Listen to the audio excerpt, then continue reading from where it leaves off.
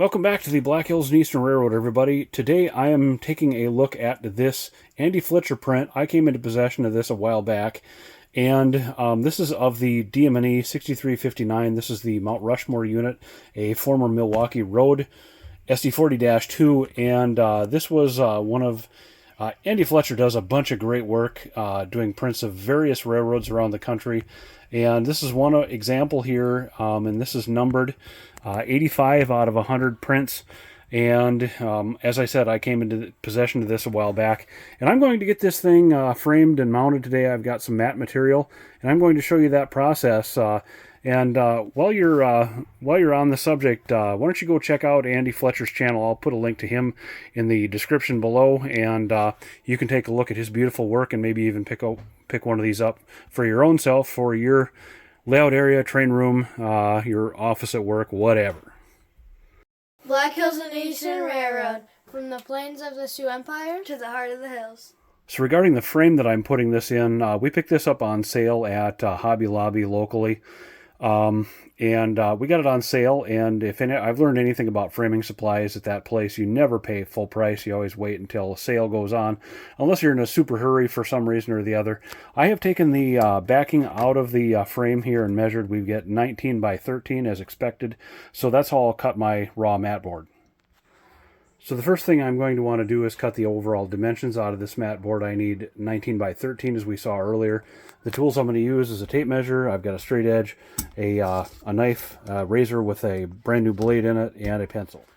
So I've penciled in my 9 by 13 mark and double checked it. I'm going to use this level for a straight edge here as we cut this mat board out. So now I have my mat board cut out to the gross size, and we need to figure out our window opening now. I'm going to go ahead and measure this print from top to bottom. We've got 8.5 tall, it looks like here, and we're going to use most of the white space here. And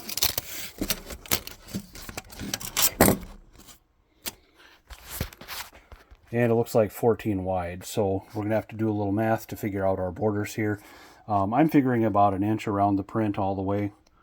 So just to give you my thinking on the horizontal dimensions on this mat board cutting the internal window, I measured 13 for the actual artwork minus 1 for a ½ inch border around the artwork. Gives you 13, 19 for the gross dimensions of the mat board minus the 13 inches of the artwork equals 6 inches. So that's your both borders.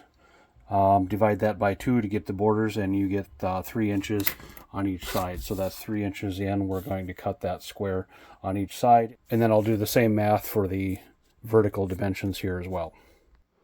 So I finished my math for the horizontal and vertical window opening dimensions, and I've got 3 inches here and 2.75 here, and I've drawn lines using the straight edge as a guide here, and I'm going to test fit the print over the top of the backside of the mat board here. And test fitting the print on the backside of the mat board here, it looks like we're good to go. We've got around a ½ inch all around Andy's artwork here, and we're going to go ahead and cut this out using the aid of the straight edge. So you can see where it'd be helpful to do this in a very well lit area, and slow is the name of the game here. Slow and careful so we don't make any mistakes and have to recut this mat board. So we've got the window opening cut here, and I'm test fitting to make sure overall that the artwork fits, and it certainly seems to. So we'll go ahead and get this mounted to the back side of the mat board and put in the frame. So here's another test shot. I've got the artwork centered in the opening, and I'm just checking, eyeballing the corners here, all 4 corners, to make sure there's equal distance and to make sure we're square inside the window, and it looks like we are. I'll go ahead and tape this. I'll just use standard 3M Scotch tape to tape the corners, get that mounted in there, and put it in the frame. So we don't need those 1, 2, 3 blocks anymore. I've got the corners nailed down on the print here, and we'll take a look at it, what it looks like on the other side. Beautiful, huh? So I just laid the mat board against the glass that came with the frame, and paying attention to which side is up and down, I'll go ahead and put this insert in on the back side here.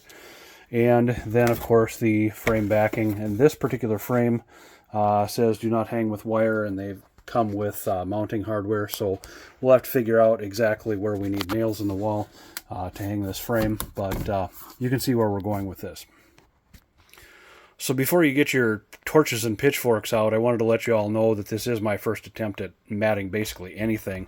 The long-term intent here is to get this HO scale custom painted Kato that I did a long time ago framed as well, and probably in this same style frame that represents in my mind the sort of South Dakota, Minnesota Highway 14 way of life, hard scrabble, barnwood style, that type of thing.